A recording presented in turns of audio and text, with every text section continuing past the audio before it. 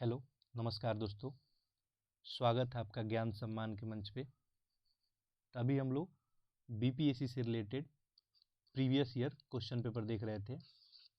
इसमें हमने science subject से 2 सेक्शन देख लिया था, फिजिक्स और केमिस्ट्री। आज हम लोग बायोलॉजी देखेंगे। आपने देखा था ट्रेंड एनालिसिस के फर्स्ट वीडियो में। जो लोग नहीं देखे हैं उसे जाके ज़रूर देख ले, क्योंकि ये आपके जो है तैयारी के डायरेक्शन को एक अच्छे मुकाम तक पहुंचा सकता है। हमने ट्रेंड एनालिसिस में क्या देखा था, इस साइंस सेक्शन से आपका 30 क्वेश्चन आता है। तो यहाँ से 30 क्वेश्चन फिक्स आता ही है। हमने प्रीवियस इधर विगत 3 वर्षों में देखे, और इसमें भी हमने देखा था कि फिजिक्स से आपको 10 क्वेश्चन अप्रॉक्स, केमिस्ट्री से 10 क्वेश्चन और बायो से भी 10 क्वेश्चन। तो हम लोग फिजिक्स और केमिस्ट्री का प्रीवियस ईयर क्वेश्चन देख चुके हैं। आज हम देखेंगे बायोलॉजी का प्रीवियस ईयर क्वेश्चन। आप सभी जो है इस चैनल को जो है ज़्यादा से ज़्यादा लोगों में शेयर करें और सब्सक्राइब भी ज़रूर करें, ताकि इससे ज़्यादा से ज़्यादा लोग लाभान्वित हो सकें। तो आइए हम लोग स्टार्ट करते हैं। एक एक क्वेश्चन को बिल्कुल ध्यान से देखें। मैं इसको थोड़ा जूम कर लेता हूँ।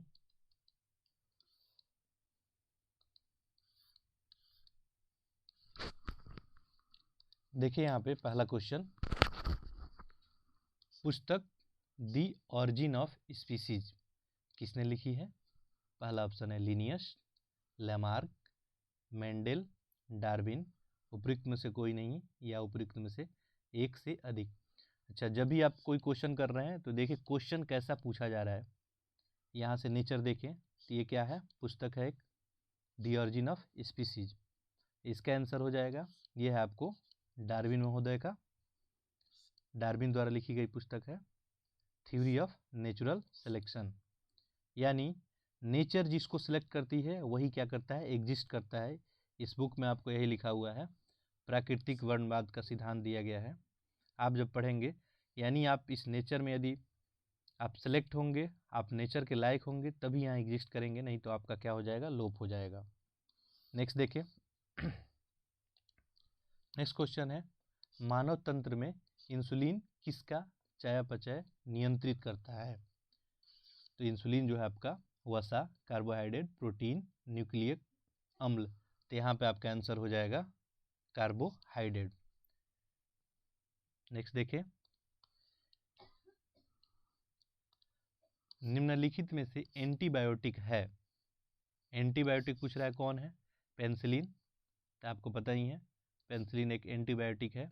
एस्प्रिन, पैरासीटामोल और सल्फाडाइजीन। तो यहाँ पे आपको हो जाएगा पेनिसिलिन और सल्फाडाइजीन। तो यहाँ पे 2 आंसर सही है, इसलिए यहाँ पे सही आंसर ऑप्शन ई हो जाएगा। और इस बार आपको पता ही है बीपीएससी 68 के लिए निगेटिव मार्क जो है इंट्रोड्यूस हो गया 1/4। तो बिल्कुल क्वेश्चन को ध्यान से करें, सारे ऑप्शन को पढ़ें, उसके बाद आंसर को करें। निम्नलिखित में से कौन सा मुख्यतः कार्बोहाइड्रेट है? कार्बोहाइड्रेट हमें कहाँ से प्राप्त होता है? गेहूं, जौ, चावल, मक्का। अब देखिए यहाँ पे कार्बोहाइड्रेट जो आपको गेहूं से भी प्राप्त होता है, जौ से भी प्राप्त होता है, चावल से भी, लेकिन यहाँ पूछ रहा है आपको मुख्यतः, यानी ज़्यादातर कार्बोहाइड्रेट हमें कहाँ प्राप्त होता है? तो आपका आंसर हो जाएगा चावल। चलिए आगे बढ़ते हैं हम लोग। आप यहाँ पे देखें, उपयुक्त विकल्प में चावल में कार्बोहाइड्रेट का मुख्य स्रोत है। 100 ग्राम पके हुए चावल में लगभग 25.5 ग्राम कार्बोहाइड्रेट की मात्रा है। वास्तव में चावल में 90% कैलोरी कार्बोहाइड्रेट से ही आती है। चावल साधारणतः खाद्य पदार्थों की तुलना में अधिक विटामिन, खनिज और फाइबर होता है। तो मैक्सिमम कार्बोहाइड्रेट जो है चावल में मिलता है, इसलिए इसका आंसर आपका बन गया था चावल। नेक्स्ट देखिए, कीट संवर्धन क्या है? कीटों की वृद्धि करने का विज्ञान, जंतुओं का अध्ययन करने का विज्ञान, मछलियों के अध्ययन करने का विज्ञान, कीटों को मारने का विज्ञान। तो कीट संवर्धन जो है ये कीटों को वृद्धि करने का विज्ञान है। जैसे देखिए यहाँ पे कीट संवर्धन जो है कीटों की वृद्धि करने का विज्ञान है। केचुआ कृषकों का क्या होता है, मित्र होता है। और भूमि की आत कहा जाता है। केचुआ खाद और वर्मी कंपोस्ट पोषक पदार्थों से भरपूर एक उत्तम जैव उर्वरक होता है। नेक्स्ट देखिए, जेनेटिक्स निम्न में से किसका अध्ययन है? मेंडल के नियम का, जैव विकास, डीएनए की संरचना, अनुवांशिकी और विचरण। तो जेनेटिक्स में हम लोग क्या पढ़ते हैं? अनुवांशिकी के बारे में पढ़ते हैं। नेक्स्ट देखिए, गर्भ में भ्रूण के विकास को जानने के लिए निम्नलिखित किरणों या तरंगों में किसका उपयोग किया जाता है? एक्स किरण, सूक्ष्म तरंगे, पराध्वनि तरंगे, पराबैंगनी किरण, या उपयुक्त में से कोई नहीं या एक से अधिक। तो गर्भ में भ्रूण के विकास को जानने के लिए इस्तेमाल जो किया जाता है वो है पराध्वनि तरंगे। अल्ट्रासाउंड टेक्निक में हम लोग पराध्वनि तरंगे का यूज करते हैं। नेक्स्ट देखिए, निम्न में कौन सा एक सच्चा फल नहीं है? सेव, अंगूर, खजूर, आलू बुखारा। तो इसका आंसर हो जाएगा आपका सेव। नेक्स्ट देखते हैं हम लोग,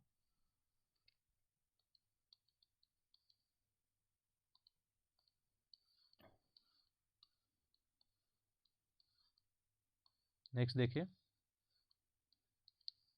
ये सच्चा फल का कुछ आप एग्जाम्पल याद रखेंगे। देखिए, जब फल के निर्माण में जो ओवरी होता है, अंडाशय, इसके अलावा कुछ अन्य भाग भी शामिल होते हैं, तो ऐसे फल को हम लोग सच्चा फल नहीं बोलते हैं। उदाहरण के लिए सेव, काजू, नाशपाती।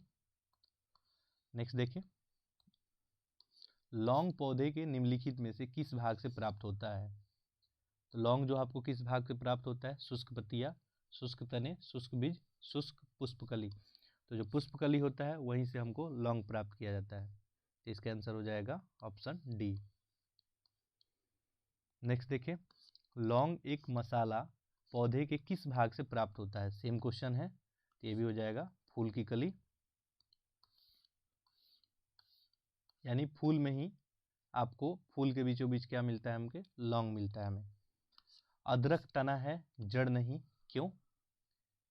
यह खाद्य सामग्री को संग्रहित करता है, इसमें नोड और इंटरनोड होते हैं, यह मिट्टी में क्षैतिज रूप में बढ़ता है, इसमें क्लोरोफिल की कमी है। कह रहा है अदरक तना है, जड़ नहीं, इसका रीजन क्या है? इसका रीजन है आपको, इसमें नोड और इंटरनोड होते हैं। नेक्स्ट देखिए,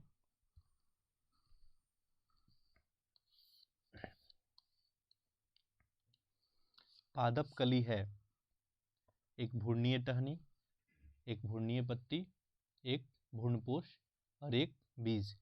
पादप कली क्या है आपका? एक भ्रूणीय टहनी। नेक्स्ट देखिए,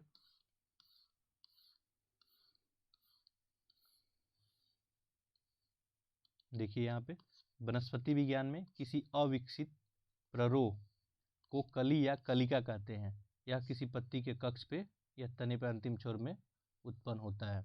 नेक्स्ट क्वेश्चन है आपको, अब ये वीडियो लेक्चर थोड़ा लंबा हो जाएगा, इसलिए मैं सारी चीज़ को यहाँ पे एक्सप्लेन नहीं कर पा रहा हूँ, लेकिन मैं इसके लिए एक सेपरेट वीडियो बनाऊँगा बायोलॉजी के लिए। वहाँ पे आपको हर एक कंसेप्ट जो है डिटेल्ड में बताया जाएगा। पौधे जो नमक युक्त मिट्टी में उगते हैं उन्हें क्या कहते हैं?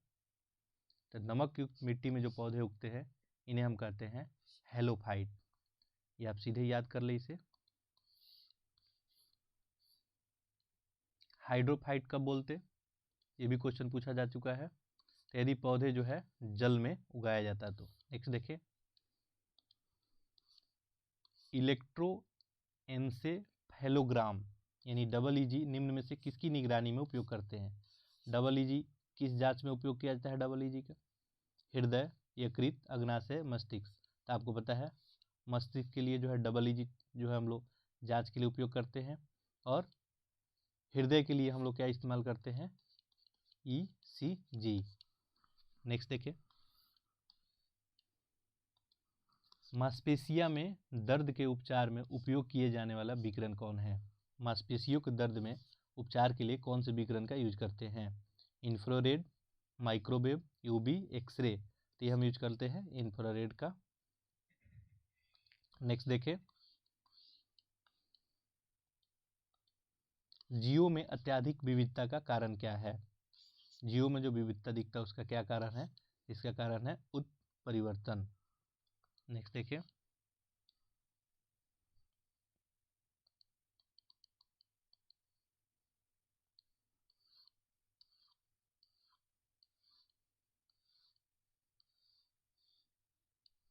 नेक्स्ट क्वेश्चन देखिए, मेंडल के आनुवंशिकता का सिद्धांत किस पे आधारित है? कायिक जनन पे, अलैंगिक जनन पे, लैंगिक जनन, उपयुक्त सभी। तो मेंडल ने जो आनुवंशिकता का सिद्धांत दिया है वो लैंगिक जनन पे निर्भर करता है।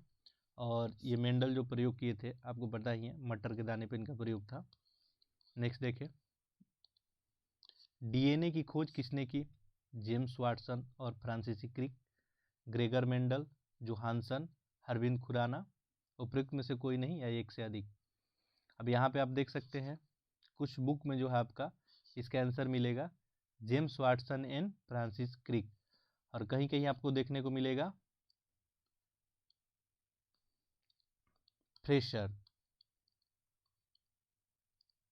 फ्रेडरिक मिशर दिखेगा आपको। तो यहाँ पे जो है आप देखिए मिशर तो नहीं दिख पा रहा है, और यहाँ पे वाटसन और फ्रांसिस क्रिक दिख जा रहा है। तो बीपीएससी कभी कभी ऐसा डाउट क्रिएट कर देता है। तो यहाँ पे जो है फ्रेडरिक मिशर रहता तो उसे भी हम टिक कर सकते थे, यहाँ पे वाटसन क्रिक को भी कर सकते हैं। यहाँ पे ऑप्शन ई को माना गया है। इसके एक्सप्लेनेशन को आप देख सकते हैं। वाटसन और फ्रांसिस क्रिक, MHF विल्किंसन और फ्रैंकलिन नाम वैज्ञानिक ने डीएनए का खोज की थी। वस्तुतः इन वैज्ञानिकों ने एक्स रे विश्लेषण द्वारा 1953 में डीएनए कुंडलीकार विन्यास प्रस्तुत किया था। बेसिकली क्या है, ये वाटसन और ये जो फ्रांसिस क्रिक थे ये डीएनए का आपको डबल हेलिकल मॉडल दिए थे। तो इनको जो है इसका श्रेय जो है नहीं जाना चाहिए। यहाँ पे देखिए 1869 में रसायन शास्त्री फ्रेडरिक मिशर, तो मिशर इसको न्यूक्लिक जो है न्यूक्लिन बोले थे, और इनका श्रेय इन्हीं को जाना चाहिए। तो इसका यहाँ पे अब हम लोग ऑप्शन ई मानेंगे। नेक्स्ट देखिए, जीव कोशिकाओं में आनुवांशिक लक्षणों के नियंत्रण में निम्नलिखित में कौन सा उत्तरदायी है? Enzyme, hormone, RNA, DNA. यहाँ से क्या पूछ रहा है, जीव कोशिका में आनुवांशिक लक्षणों के लिए कौन उत्तरदायी है? आनुवांशिक लक्षण का मतलब आप समझ पा रहे होंगे, यानी एक जनरेशन से जो दूसरे जनरेशन में पहुंचता है उसके लिए कौन जिम्मेवार है? Enzyme, hormone, RNA, DNA. तो आपको पता है उसके लिए क्या जिम्मेवार है? डीएनए। क्योंकि डीएनए क्या करता है, वही आपको डाटा स्टोर करके रखता है और एक जनरेशन से दूसरे जनरेशन में ट्रांसफ़र होता है। और आपको पता है डीएनए टेस्ट भी किया जाता है। नेक्स्ट देखिए, यकृत और मांसपेशियों में ऊर्जा जमा होती है। अब हमारे जो लीवर है और मांसपेशियाँ, ऊर्जा इसमें किस फॉर्म में जमा होती है? कार्बोहाइड्रेट के रूप में, वसा के रूप में, प्रोटीन के रूप में, ग्लाइकोजेन के रूप में। तो इसे आप याद रखेंगे, यकृत और मांसपेशियों में ऊर्जा जो है ग्लाइकोजन के रूप में जमा होती है। और जब भी हम भूखे रहते हैं, भोजन नहीं लेते हैं, तो उस परिस्थिति में ये ग्लाइकोजन जो है फिर से टूटकर ग्लूकोज में बदल जाता है और हम लोग इसका यूज कर लेते हैं। यानी जैसे आपका बैंकिंग सिस्टम में पैसा स्टोर होता है, वैसे ही हमारे शरीर में ग्लाइकोजन के फॉर्म में एनर्जी, एक्स्ट्रा एनर्जी जो भी होता है वो स्टोर होता है। नेक्स्ट देखिए,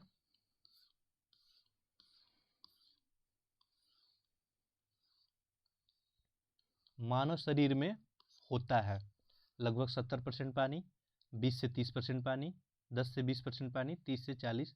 तो आपको पता है हमारे शरीर में लगभग 70% पानी होता है। ऑप्शन ए हो जाएगा। विटामिन जो रक्त के थक्के बनाने में प्रभावी होता है, रक्त के थक्के बनाने में कौन सा विटामिन जिम्मेदार होता है? तो ये होता है आपका विटामिन के। नेक्स्ट देखिए, निम्न में कौन सा विटामिन प्रतिस्कंदक विषों के प्रतिविष प्रतिकारक के रूप में प्रयोग होता है? सेम वही क्वेश्चन आपसे पूछा गया है, प्रतिस्कंदक के रूप में, यानी आपका जो है इसका भी आंसर वही हो जाएगा, विटामिन के। नेक्स्ट देखिए, निम्नलिखित में किस विटामिन को ऑर्गो कैल्सीफेरोल कहते हैं। तो आपसे कभी कभी ऐसे क्वेश्चन पूछे जाते हैं। ये क्या है, रासायनिक नाम है आपको, तो विटामिन का आपको सारा रासायनिक नाम याद होना चाहिए। तो ऑर्गो कैल्सीफेरोल हम लोग बोलते हैं विटामिन D2 को। तो विटामिन यहाँ पे B12 है, विटामिन बी है, ये सारा सीरीज जो है आप इसे याद कर लेंगे। ये आपसे डायरेक्टली एग्जाम में पूछा जाता है। विटामिन सी को क्या बोलते हैं, विटामिन ई का क्या नाम है, रासायनिक नाम, सारा आपसे पूछा जाता है। नेक्स्ट देखिए, जैसे देखिए यहाँ पे विटामिन D2 को हम लोग बोलते हैं अर्गो कैल्सीफेरोल, जबकि D3 जो होता है इसको बोलते हैं कोली कैल्सीफेरोल। ठीक है, तो ये बात ध्यान रखेंगे। नेक्स्ट देखिए, मानव शरीर में विटामिन ए भंडारित होता है। तो हमारे शरीर में विटामिन ए कहाँ पे स्टोर होता है, यकृत में, त्वचा में। तो यहाँ पे यकृत ही आंसर हो जाएगा। नेक्स्ट देखिए, निम्नलिखित में से कौन सा युग्म सही सुमेलित नहीं है। अब देखिए यहाँ पे एक तरफ दिया है यहाँ पे रेटिनॉल, जीरोप्थैल्मिया, टोकोफेरॉल, बेरीबेरी, साइनोकोबालमैन, रक्त अल्पता, अर्गो कैल्सीफेरोल, रिकेटस। यानी इसके कमी से ये रोग होता है। राइट साइड में आपको रोग है, तो अर्गो कैल्सीफेरोल जो है रिकेटस होता है, ये सही है। साइनोकोबालामिन रक्त अल्पता, और यहाँ पे जो है आपको रेटिनॉल, ये भी सही है। टोकोफेरॉल ये बेरीबेरी, यही गलती है आपको। यहाँ पे देख सकते हैं आप,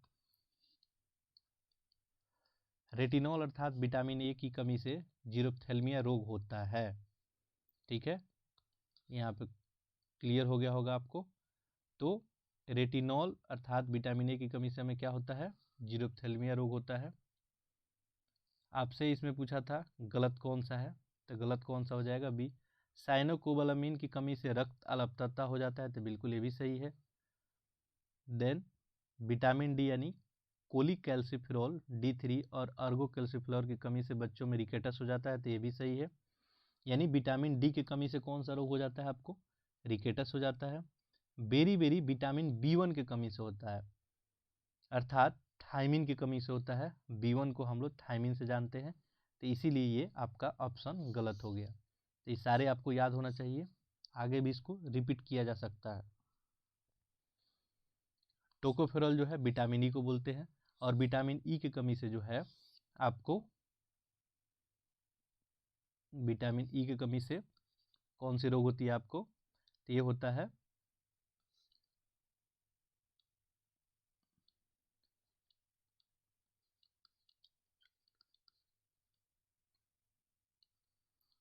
ये अभी ध्यान नहीं आ रहा है। विटामिन ई की कमी से शायद आपको नपुंसकता जो है रोग होता है। नेक्स्ट देखिए, एग्जैक्ट मैं बता दूंगा थोड़ी देर बाद आपको। नेक्स्ट देखिए, निम्नलिखित में से किस युग में सही सुमेल नहीं है। बांधता रोग होता है विटामिन ई की कमी से, बांधता। निम्नलिखित में से किस युग्म को सही सुमेल नहीं है। फिर देखें यहाँ पे आपको विटामिन B1 संतरा, यानी यहाँ पे आपको दिया है कि B1 संतरा से क्या हमें B1 प्राप्त होता है, कॉड यकृत तेल से D प्राप्त होता है, गेहूं अंकुर तेल से क्या विटामिन ई प्राप्त होता है, एल्फा लपा से क्या विटामिन के प्राप्त होता है, उपरोक्त में से कोई नहीं या एक से अधिक। तो ये भी आपको याद होना चाहिए कि कौन से विटामिन से हमें क्या प्राप्त होता है, ऐसे भी क्वेश्चन आपसे पूछे जा रहे हैं। आपको पता है कि सूर्य के प्रकाश या कॉड यकृत तेल से हमें विटामिन डी प्राप्त होता है। ठीक है, विटामिन डी आपको कैसे मिलता है, सूर्य के प्रकाश में। यदि आपके शरीर में वसा है, फैट है, और आप जो है सूर्य के प्रकाश में बैठते हैं, तो आपको विटामिन डी मिलता है। ये बात का ध्यान रखेंगे। गेहूं अंकुरित तेल से आपको क्या मिलता है, विटामिन ई, जबकि एल्फा लफा से क्या मिलता है, विटामिन के का प्रचुर मात्रा मिलता है। और संतरा हमको विटामिन सी का मुख्य स्रोत है, तथापि इसमें विटामिन B1 भी मात्रा में पाया जाता है, लेकिन मुख्य स्रोत संतरा जो है सी का है, अतः विकल्प यहाँ पे ई आंसर हो जाएगा। नेक्स्ट देखें, तो यहाँ पे आप देख सकते थे ऑप्शन, एक बार और देख लें यहाँ पे। तो यहाँ पे B1 जो है संतरा के लिए नहीं होगा। ठीक है, इसमें से पूछ रहा था आपका कौन सुमेलित नहीं है, तो ये आपको ये सुमेलित नहीं हो गया। ठीक है, और विटामिन ई ये तो सही सुमेलित है आपको। विटामिन डी जो है ये भी सही सुमेलित है।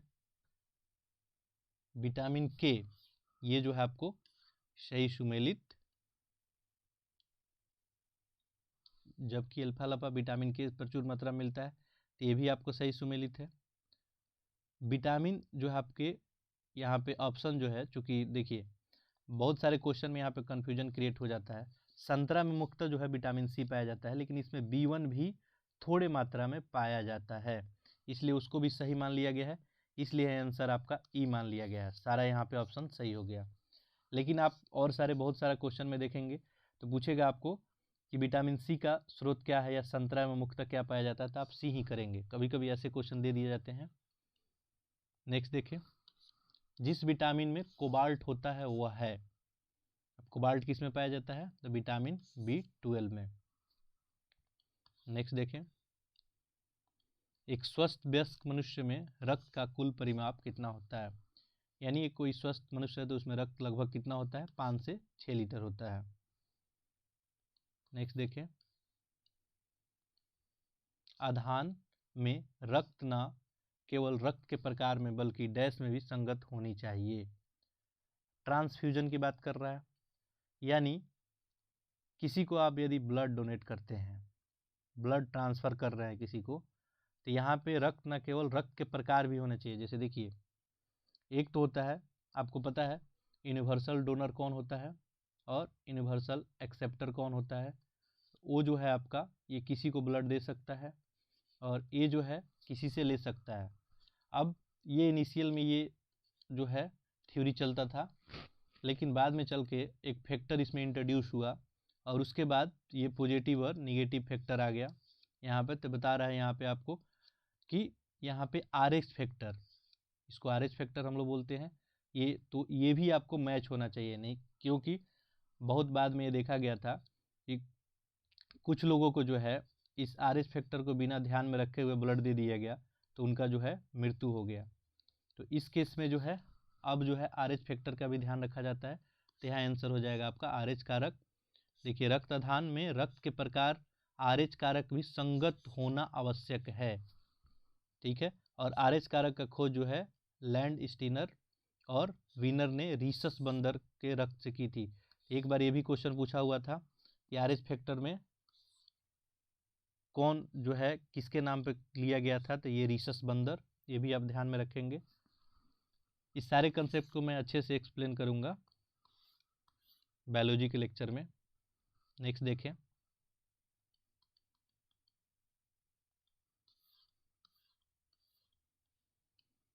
नेक्स्ट है इनमें से रक्त दाब का मापक यंत्र। रक्त दाब मापने वाला कौन यंत्र है, तो आपको पता है स्फिग्नोमोनोमीटर। और आपको पता है यहाँ पे हम लोग का जनरल रक्त दाब क्या होता है, 120/80, 120 मिली Hg तथा 80 मिली Hg। नेक्स्ट देखिए, ब्रिक से प्रति मिनट औसत रक्त प्रवाह होता है। अब देखिए, ब्रिक आपका किडनी क्या काम करता है, रक्त को फिल्टर करने का काम करता है। तो यहाँ पूछ रहा है 1 मिनट में ये लगभग कितना जो है फिल्टर करता है। तो देखें, ये 1200 cc, इसको याद रखेंगे। मानव का ब्रिक जो है प्रतिदिन लगभग 1500 लीटर रक्त की शुद्धि करता है, लगभग 1.5 लीटर जो है मूत्र में तब्दील करता है, और ब्रिक जो है प्रति मिनट 1200 cc।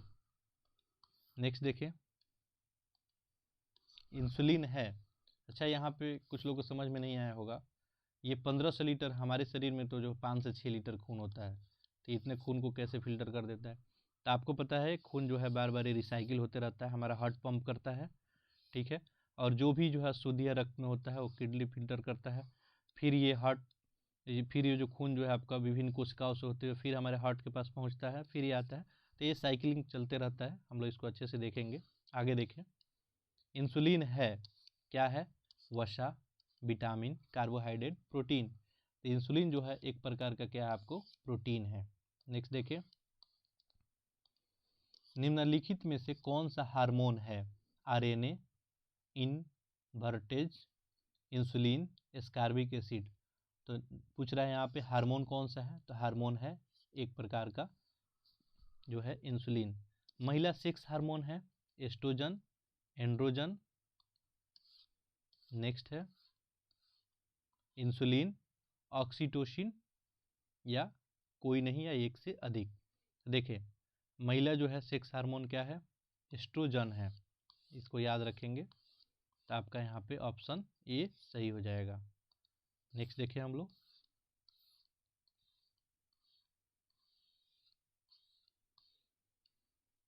नेक्स्ट है निम्नलिखित में से कौन सा हार्मोन स्तन ग्रंथियों से दूध का स्राव होने का भूमिका निभाता है। तो ये ऊपर ऑप्शन दिखा था, ये है ऑक्सीटोसिन हार्मोन, यही जो है इन्फ्लुएंस करता है।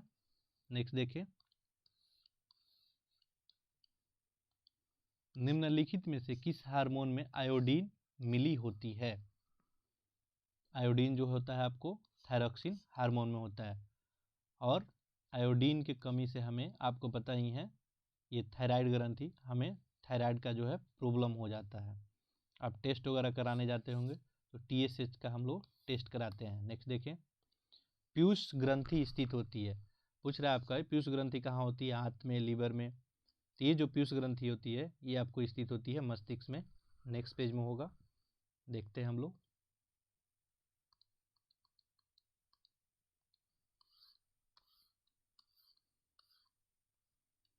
पीयूष ग्रंथि आपको मस्तिष्क में स्थित होती है। नेक्स्ट देखें हम लोग, और ये क्या करता है, कंट्रोल का काम करता है पीयूष ग्रंथि। प्रकाश संश्लेषण होता है न्यूक्लियस में, क्लोरोप्लास्ट में, माइटोकॉन्ड्रिया में, पर ऑक्सीसोम में। ये होता है क्लोरोप्लास्ट में। प्रकाश संश्लेषण कहाँ होता है, क्लोरोप्लास्ट में। नेक्स्ट देखिए, प्रकाश संश्लेषण उपोत्पाद है। प्रकाश संश्लेषण के बाद हमें क्या मिलता है, तो आपको पता ही है, यहाँ पे आपका ऑप्शन हो जाएगा ऑक्सीजन। अब देखें यहाँ पे है कार्बन डाइऑक्साइड, जल और प्रकाश है। यहाँ पे हमें क्या क्या मिल रहा है, हमें मिल रहा है ग्लूकोज प्लस जल प्लस ऑक्सीजन। तो यहाँ पे ऑप्शन में हमारा क्या था, ऑक्सीजन था। देखिए यहाँ पे ऑप्शन में आपको ऑक्सीजन दिख रहा था। प्रकाश संश्लेषण के बारे में आप सभी को पता ही होगा कि प्रकाश संश्लेषण के वह क्रिया है जिसमें पौधे क्या करते हैं, अपने हरे भाग सूर्य के प्रकाश में ऊर्जा ग्रहण करके वायु से जो है कार्बन डाइऑक्साइड ले लेते हैं, और मृदा से क्या करते हैं, जल ले लेते हैं, और इसके बाद कार्बोहाइड्रेट का निर्माण करते हैं, और ऑक्सीजन को भी क्या करते हैं, ये बाई प्रोडक्ट के रूप में बाहर निकालते हैं। तो ऐसे में हमारा आंसर क्या हो जाएगा, ऑक्सीजन। नेक्स्ट देखिए,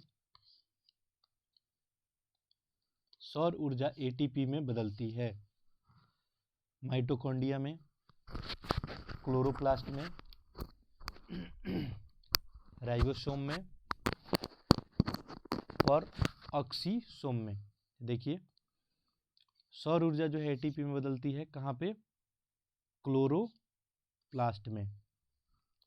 अब आपको बता दूं मैं, हमारे शरीर में जो ऊर्जा स्टोर होता है वो ATP के फॉर्म में होता है। हमारे शरीर में भी ऊर्जा स्टोर होता है ATP के फॉर्म में। जैसे, और जब भी आप देखते होंगे तो हम ऊर्जा जो है खर्च करते हैं किस में, किस फॉर्म में, जूल में, और शरीर में स्टोर होता है। वैसे ही जैसे मान लीजिए एक अमेरिकी डॉलर है आपका, इंडियन रुपीज़ है, दोनों तो पैसा ही है, अमेरिकी डॉलर को इंडियन रुपीज़ में कन्वर्ट कर सकते हैं। तो हमारे शरीर के अंदर जो है ATP के फॉर्म में ऊर्जा स्टोर होता है। नेक्स्ट देखिए, कोशिका का शक्ति स्रोत, पावर हाउस कहाँ होता है, तो कोशिका का पावर हाउस होता है, आपको सभी को पता है, माइटोकॉन्ड्रिया। नेक्स्ट देखिए,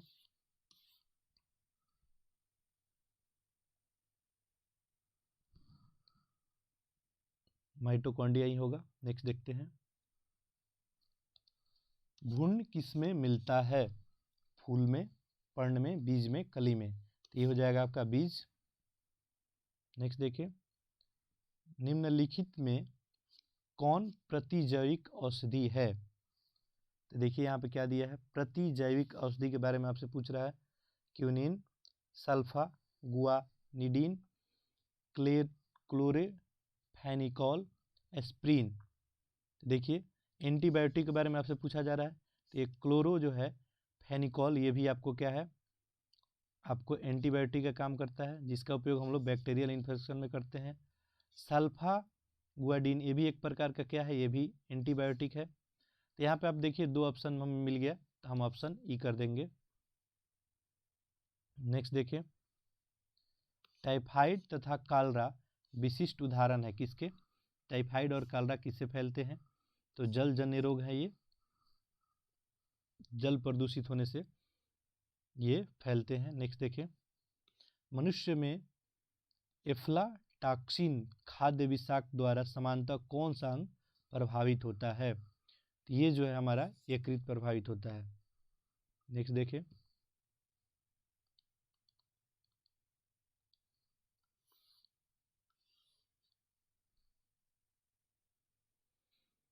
नेक्स्ट है आपको,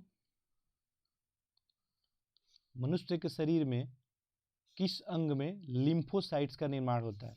लिम्फोसाइट्स कहाँ पे बनता है हमारा? यकृत में, अस्थि मज्जा में, तिल्ली में, अग्नाशय में। अब देखिए, आपको पता है कि तिल्ली या पलीहा जो है थाइमस ग्रंथि, अस्थि मज्जा आदि लिम्फोसाइट का निर्माण करते हैं। तो लिम्फोसाइट एक प्रकार का क्या होता है आपको? WBC श्वेत रक्तकणिकाएं होती है, जो गश्ती सेना की भांति समस्त शरीर में घूमती रहती है, सुरक्षा तंत्र के सारे भागों के बीच सामंजस्य स्थापित करती है। तो देखिए, लिम्फोसाइट कहाँ पे आपका बनता है? क्वेश्चन यही पूछा गया था। तो लिम्फोसाइट तो आपको सभी को पता हो बोन मैरो में बनता है, ठीक है, और ये स्प्लीन में भी बनता है। तो यहाँ पे आंसर क्या है आपको? दोनों ऑप्शन में है, यहाँ देखिए, इसलिए यहाँ पे ऑप्शन ई माना गया है। नेक्स्ट देखिए, ओंकोजीन संबंधित है किससे? तपेदिक से, पीलिया से, कर्क रोग से। तो यहाँ पे हो जाएगा आपका कर्क रोग से। नेक्स्ट देखिए, रक्त कैंसर की रोकथाम में प्रयोग किए जाने वाला रेडियो समस्थानिक क्या है? रक्त कैंसर के लिए हम लोग कौन सा रेडियो समस्थानिक यूज करते हैं? तो फास्फोरस P32 और कोबाल्ट 60। तो यहाँ पे देखिए ऑप्शन में दोनों दिख रहा है, तो ऑप्शन ये हो गया। कहीं कहीं आपको केवल कोबाल्ट 60 दिखेगा, तो आप इसको कोबाल्ट 60 आंसर को कर लेंगे। तीव्रता एवं प्रयुक्तता के आधार पर निम्नलिखित में से कौन सा कर्क रोग उत्पन्न कर सकता है तथा उसका उपचार भी करता है? तंबाकू, अल्कोहल। नेक्स्ट देखें, आयनिक विकिरण, परावैंगिक किरण। तो देखिए, इसके लिए जो है आयनिक विकिरण जो है जिम्मेवार होता है। आयनिक विकिरण वह कारक है जो कर्क रोग उत्पन्न भी कर सकता है और उपचार भी उसी से होता है। नेक्स्ट देखिए, सहज प्रणाली का परिवर्धन निम्नलिखित में कौन सा है? प्रणाली का कार्य, प्रणाली का विकास, प्रणाली का स्वपोषी क्रिया। तो ये हो जाएगा आपको सहज प्रणाली का परिवर्धन निम्नलिखित में से क्या है? प्रणाली का स्वपोषी क्रिया है। नेक्स्ट है, शरीर का तापक्रम नियंत्रित करता है, कौन करता है? Thalamus, hypothalamus. तो ये जो हमारी हाइपोथैलेमस ग्रंथि जो है शरीर के ताप को नियंत्रित करती है। नेक्स्ट देखिए, शरीर का तापमान, सेम क्वेश्चन, कौन नियंत्रित करता है? तो आंसर हो जाएगा हाइपोथैलेमस। नेक्स्ट है, लैंगिक जनन में अनुवांशिक विचरण कैसे होता है? लैंगिक जनन में अनुवांशिक विचरण कैसे होता है? जीन के सम्मिश्रण से, क्रोमोसोम में बदलाव से, जीन के मिश्रण से। नेक्स्ट देखिए,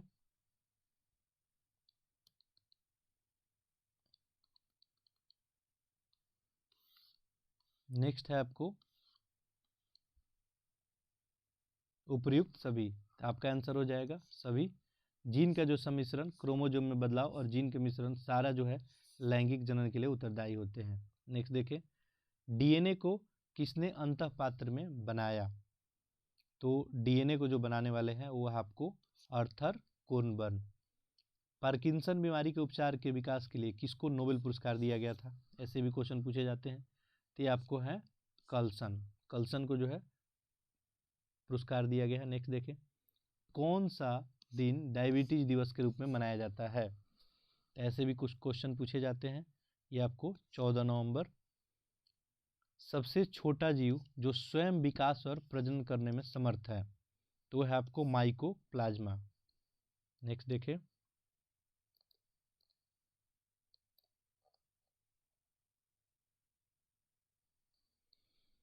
इसको याद रखेंगे आप। माइकोप्लाज्मा क्या है? सबसे छोटा जीव है और ये स्वयं का विकास और प्रजनन करने में समर्थ होता है। निम्नलिखित में से किसकी कोशिका में कोई एंजाइम नहीं होती है? लाइकेन, विषाणु, जीवाणु, शैवाल। तो यहाँ पे हो जाएगा आपको सवाल, सॉरी यहाँ पे जो आंसर होगा आपका विषाणु। यहाँ पे क्वेश्चन क्या दिया था, निम्नलिखित में से किसकी कोशिका में कोई एंजाइम नहीं होती है, तो विषाणु की कोशिका में कोई एंजाइम नहीं होता है। नेक्स्ट देखें, बिल तथा मेलिंडा गेट फाउंडेशन द्वारा स्थापित भारत के लिए एक कार्यक्रम चलाया गया है। आह्वान किसके प्रतिरोध के लिए कार्यरत है, किसके लिए काम करता है, तो ये HIV एड्स के लिए काम करता है। सर्वप्रथम मानव हृदय प्रत्यारोपण यानी हृदय का जो ट्रांसप्लांटेशन होता है वो कहाँ हुआ था संपन्न, तो ये हुआ था दक्षिण अफ्रीका में। अभी तो ये सारे जगह अप्रोक्स हो रहा है। जीवाणु का खोज किसने किया, बिल्कुल इजी सा क्वेश्चन है, तो जीवाणु का खोज कौन किए थे, ल्यूवेनहुक। नेक्स्ट देखें, आप देख पा रहे होंगे कि मैक्सिमम क्वेश्चन यहाँ भी क्या है, फैक्चुअल ही है। कुछ क्वेश्चन कंसेप्चुअल भी दिख रहे हैं, तो हम लोग कंसेप्ट को जो है डिस्कस करेंगे। नेक्स्ट देखें, बायोडिग्रेडेबल अपशिष्ट को आमतौर पे जिसकी मदद से उपयोगी पदार्थ में बदला जाता है वो क्या है, बैक्टीरिया, वायरस, परमाणु, तो यह बैक्टीरिया ही हो जाएगा। नेक्स्ट देखें, कणीय तत्व क्या है, ठोस अपशिष्ट है, वायु प्रदूषक है, जल प्रदूषक, मृदा, तो एक कणीय तत्व जो है ये क्या करता है, वायु प्रदूषण का काम करता है। नेक्स्ट देखिए, संवहनी पौधे में पानी ऊपर किससे जाता है, ये जाता है आपको जाइलम टिश्यू से जाता है। नेक्स्ट देखिए, सेल्सियस स्केल पर जो है मानव शरीर का तापमान कितना होता है, आप सभी को पता है सेल्सियस में मानव का तापमान अप्रॉक्स 37 डिग्री यानी 36.9 होता है। फॉरेनहाइट में यदि बात करता तो ये आपका हो जाता 98.4 डिग्री, ये सेल्सियस लिखा है, फॉरेनहाइट होता है यदि तो ये आंसर होता। नेक्स्ट देखिए, सर्वदाता वर्ग के रक्तदाता का रक्त ग्रुप होता है, यानी सभी को रक्त देने वाला कौन सा ग्रुप होता है, तो यहाँ पे चूंकि RH फैक्टर नहीं है तो यहाँ पे देखें आंसर हो जाएगा आपका C। नेक्स्ट देखें,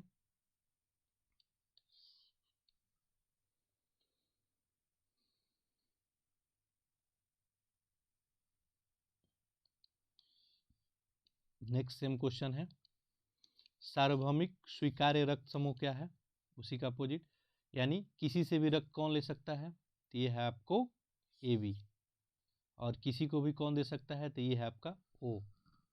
नेक्स्ट देखिए,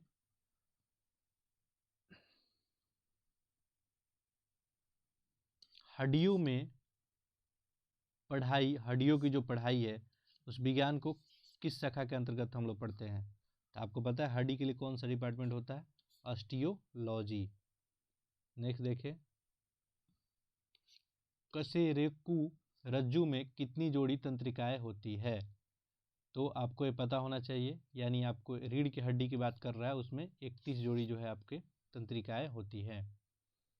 मनुष्य के जीवन काल में कितनी दांतें 2 बार विकसित होती है, तो देखिए मनुष्य के जीवन काल में जो है 20 दांत जो है 2 बार विकसित होती है और 12 दांत केवल और केवल 1 बार में, तो यहाँ पे आंसर हो जाएगा आपका 20। मनुष्य के खोपड़ी में कितनी अस्थियाँ होती है, फैक्चुअल है बिल्कुल ये भी, ये आपका हो जाएगा 28। नेक्स्ट देखें,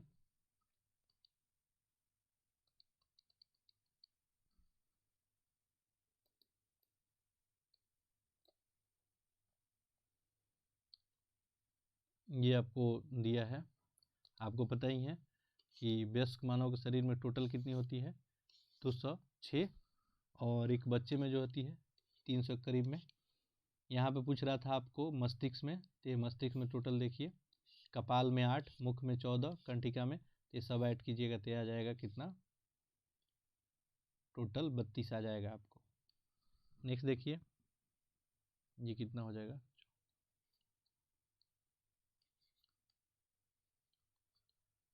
ये मैं गलत काउंट कर दिया था, ये हो गया 7, ये हो गया 21, ये 29, तो यहाँ पे उसी करीब में हम लोग लेते हैं 28, 29। नेक्स्ट देखिए, मनुष्य के शरीर में पैर की हड्डी कैसी होती है, खोखली होती है, सरंध्री होती है, ठोस होती है, कीलक होती है, तो जो पैर की हड्डी होती है वो ठोस होती है। नेक्स्ट देखिए, 20 वर्ष की आयु में मानव के शरीर में हड्डियों की संख्या कितनी होती है, तो 20 वर्ष के शरीर में मानव का शरीर कैसा होता है, ये वयस्क हो जाता है। तो इस समय आपको मानव की हड्डी कितनी हो जाती है, यहाँ पे अभी ऊपर आप देखे थे 206, तो यहाँ पे जो है ऑप्शन क्या हो जाएगा आपका, उपरोक्त में से कोई नहीं, क्योंकि यहाँ पे 200 है। नेक्स्ट देखिए, निम्नलिखित में से कौन सा मनुष्य में अवशेषी अंग नहीं है।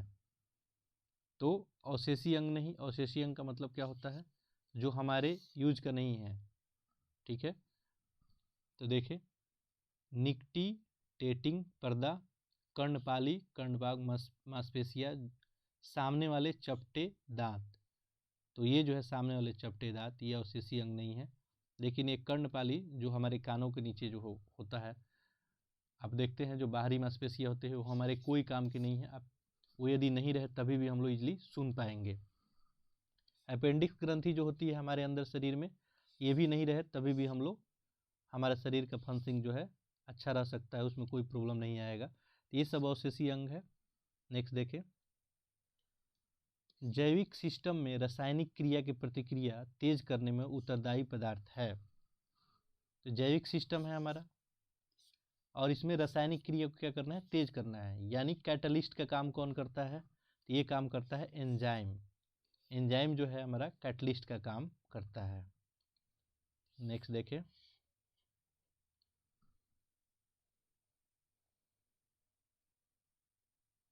नेक्स्ट है, विटामिन जो खट्टे फलों में पाया जाता है तथा चर्म को स्वस्थ रखने में जरूरी होता है, तो वो होता है आपको विटामिन सी। अब विटामिन सी के लिए स्रोत कौन सा है, ये भी आपसे क्वेश्चन पूछा जा सकता है। आंवला हो गया, नींबू, संतरा, अमरूद। नेक्स्ट देखिए, विटामिन सी का रासायनिक नाम होता है एस्कॉर्बिक अम्ल, ये भी याद रखें, ये भी आपसे इंडिविजुअली पूछा जा सकता है। दूध घटिया स्रोत है, कैल्शियम का, प्रोटीन, विटामिन सी, कार्बोहाइड्रेट। तो दूध जो है घटिया स्रोत पूछा है, तो कैल्शियम तो दूध में अच्छे मात्रा में पाया जाता है, प्रोटीन भी होता है, कार्ब्स भी होता है। तो यहाँ पे आपका ऑप्शन सी हो जाएगा। विटामिन सी का रासायनिक नाम देखे पूछ दिया ये, तो जितने भी विटामिन है उसका आप नाम याद कर ले सारे का रासायनिक नाम। विटामिन सी का रासायनिक नाम होता है, अभी हमने देखा था, एस्कॉर्बिक अम्ल। इलुलिन प्राप्त होता है, ये प्राप्त होता है आपको अदरक के प्रकंद से, डहेलियों के जड़े से, बालसम पुष्प से, आलू के कंदे से। तो ये होता है डहेलिया के जड़ों से। नेक्स्ट देखिए, 80% से अधिक सेल में पाया जाने वाला पदार्थ है। हमारे सेल में जो है 80% से ज़्यादा क्या पाया जाता है, प्रोटीन, चर्बी, खनिज, जल। तो 80% से ज़्यादा जो हमारा सेल होता है, इसमें 80% से ज़्यादा क्या होता है, आपका जल होता है। तो हम लोग सेल चैप्टर में इसको थोड़े डिटेल में देखेंगे। नेक्स्ट देखें,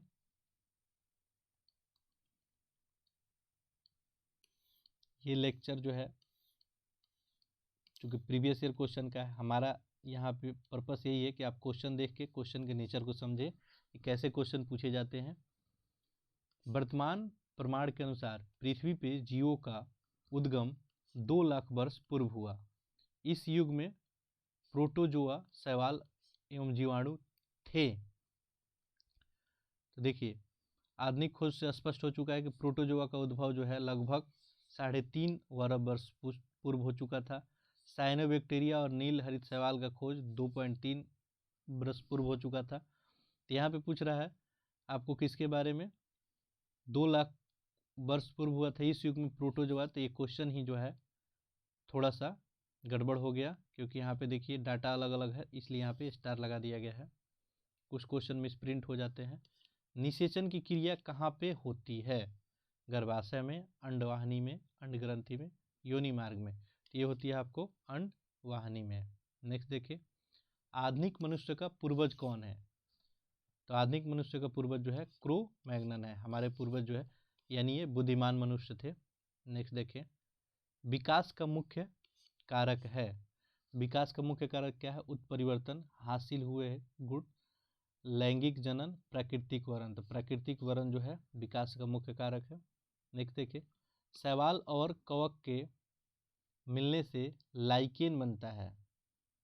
शैवाल और कवक के मिलने से लाइकेन बनता है, जिसे हम क्या कहते हैं। तो आपका आंसर हो जाएगा यहाँ पे देखिए ऑप्शन बी हो जाएगा। शैवाल और कवक के मिलने से क्या बनता है, म्यूट्यूलिज्म। याद रखेंगे इसे।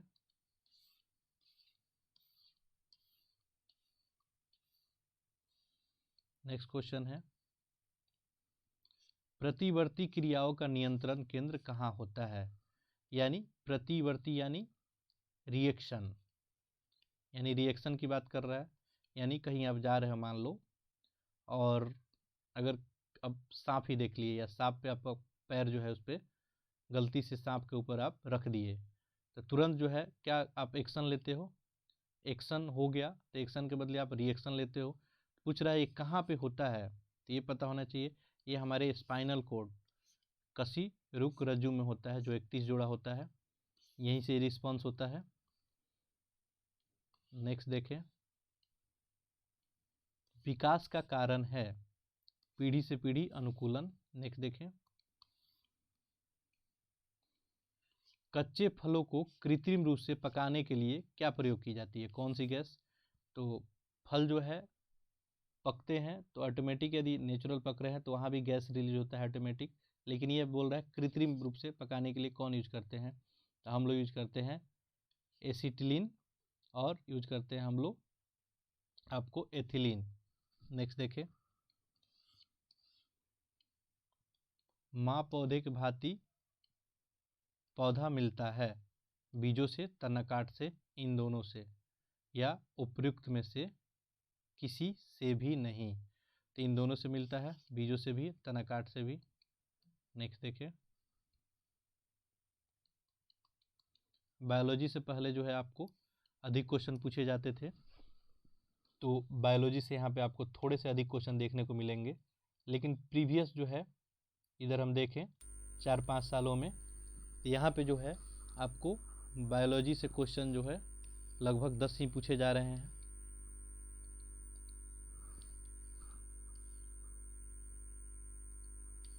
नेक्स्ट देखें,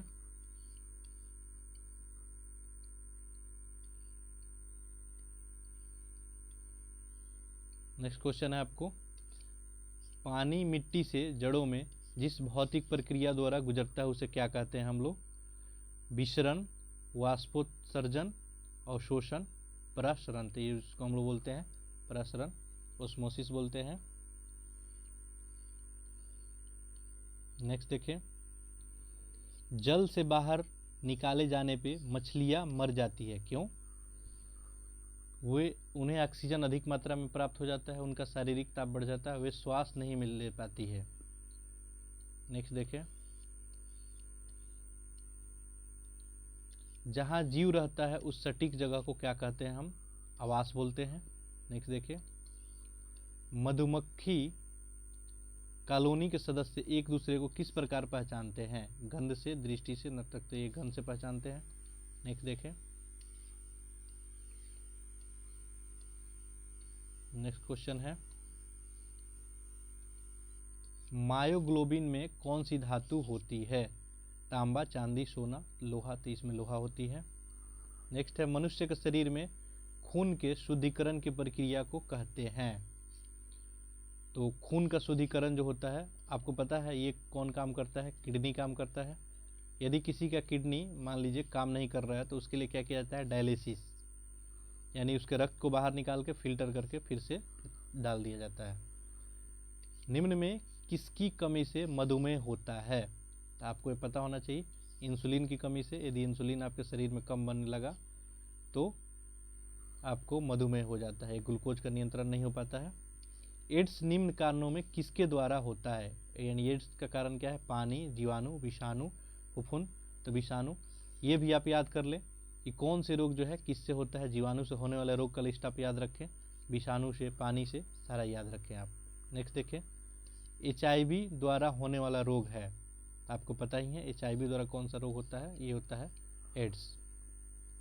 कुछ क्वेश्चन और है,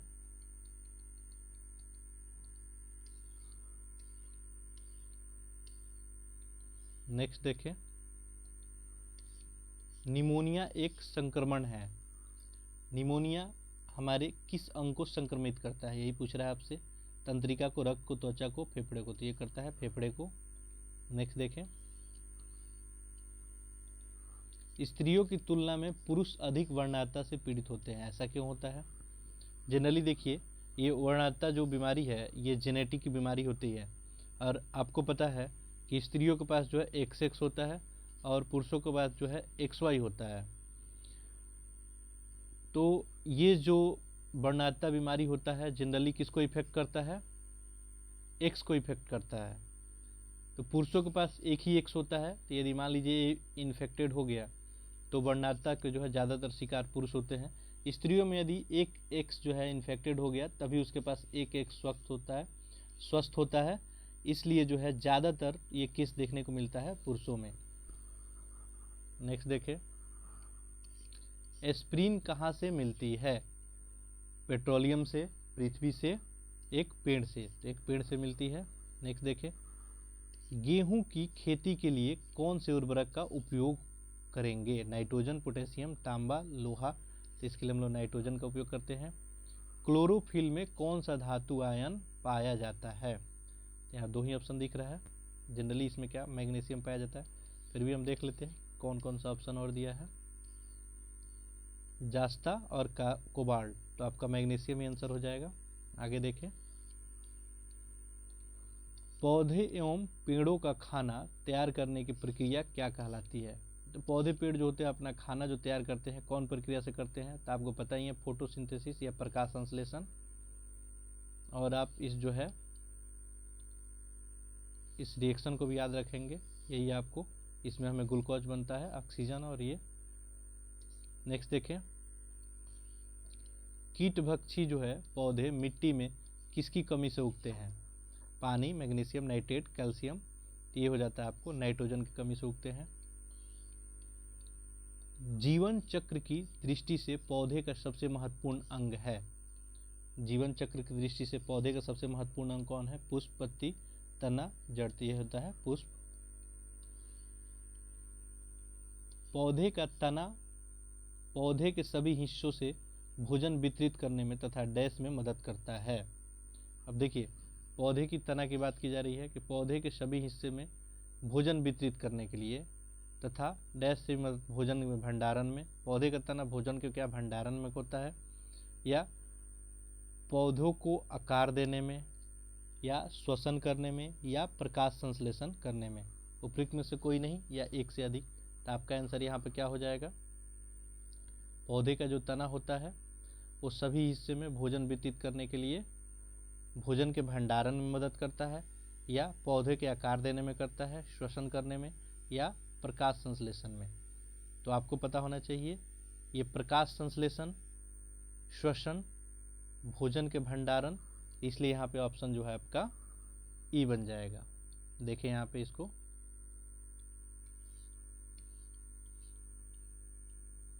देखिए, पौधे का तना पौधे के सभी हिस्सों में भोजन को जल के साथ वितरित करने में भी, भोजन को भंडारण में भी, और पत्ती और फूलों को सहारा देने में। तो इसलिए यहाँ पे ऑप्शन ई बन गया। नेक्स्ट देखें, सबसे लंबा जीवित वृक्ष है। सबसे लंबा जीवित वृक्ष कौन है? यूकेलिप्टस, सिकुआ, देवदार।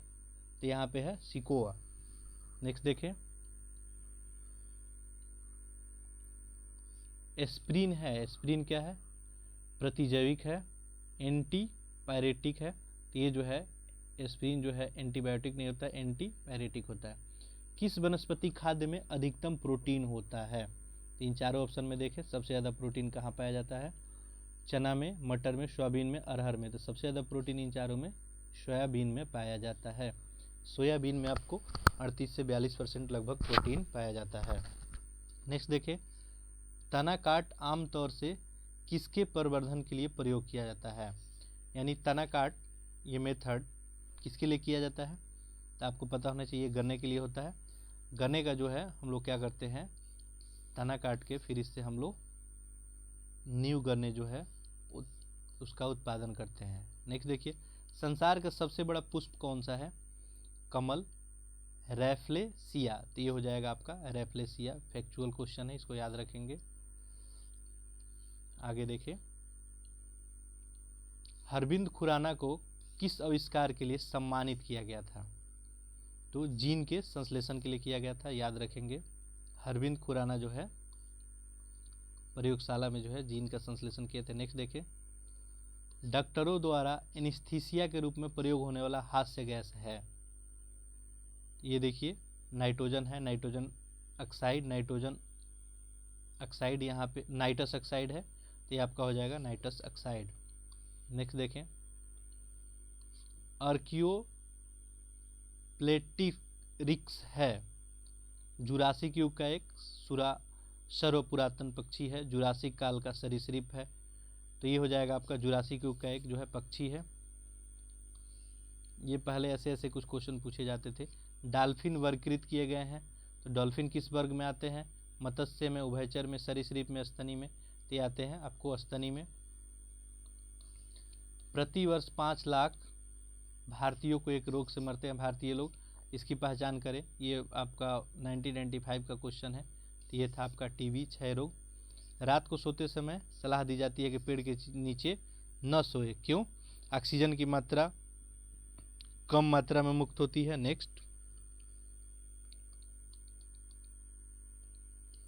नेक्स्ट है आपको, रात में हानिकारक गैस मुक्त करते हैं, कार्बन डाइऑक्साइड को मुक्त करते हैं, तो यही आंसर सही हो जाएगा, रात में कार्बन डाइऑक्साइड को मुक्त करते हैं। नेक्स्ट देखें, निम्न में सबसे मीठी चीनी है? तो सबसे मीठी चीनी, इसमें फ्रुक्टोज, ग्लूकोज, माल्टोज, सुक्रोज, तो ये हो जाएगा फ्रुक्टोज। नेक्स्ट देखें, शर्कराओं में सबसे मीठी है, सेम वही क्वेश्चन पूछ दिया गया, फ्रुक्टोज। कड़वाहट के लिए मानव जीव का संवेदनशील क्षेत्र कौन है? कड़वाहट का अनुभव हम लोग कहाँ पे करते हैं? तो देखिए, नोक पे, मध्य भाग पे, पीछे भाग पे, किनारे पे, तो आपका आंसर हो जाएगा ये पीछे के भाग पे। नोक पे जो है हम लोग, ये आपका जीभ हो गया, तो यहाँ पे जो पीछे वाला हिस्सा होता है, यहीं पे हम लोग कड़वाहट का अनुभव करते हैं। ये आपका फ्रंट वाला हो गया, ये साइड भी हो गया, तो ये जो आपके नमकीन के लिए उत्तरदायी होता है, हम लोग इसको एक्सप्लेन करेंगे अच्छे से। नेक्स्ट देखें, मटर पौधा है, शाक, पुष्प, झाड़ी, उपरोक्त में से कोई नहीं, तो मटर पौधा एक शाक है। नेक्स्ट देखें, फलियां अत्याधिक पौष्टिक होती है क्योंकि इनमें प्रचुर मात्रा में पाया जाता है। अब फलियों में क्या पाया जाता है प्रचुर मात्रा में? वसा, प्रोटीन, तेल, स्टार्च। तो आपको पता है जो फलियां होती हैं, यानी इसमें जो है आपको फलियों में क्या पाया जाता है? प्रोटीन। फलियां में देखिए क्या क्या एग्जाम्पल में आ जाएगा, तो जैसे आपका मटर, चना, ये सब आप एग्जाम्पल में ले सकते हैं। नेक्स्ट देखें,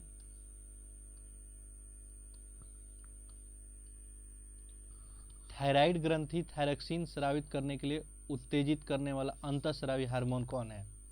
तो उसके लिए अंतःस्रावी हार्मोन होता है TSH। थायराइड ग्रंथि में खराबी किसकी कमी के कारण होता है?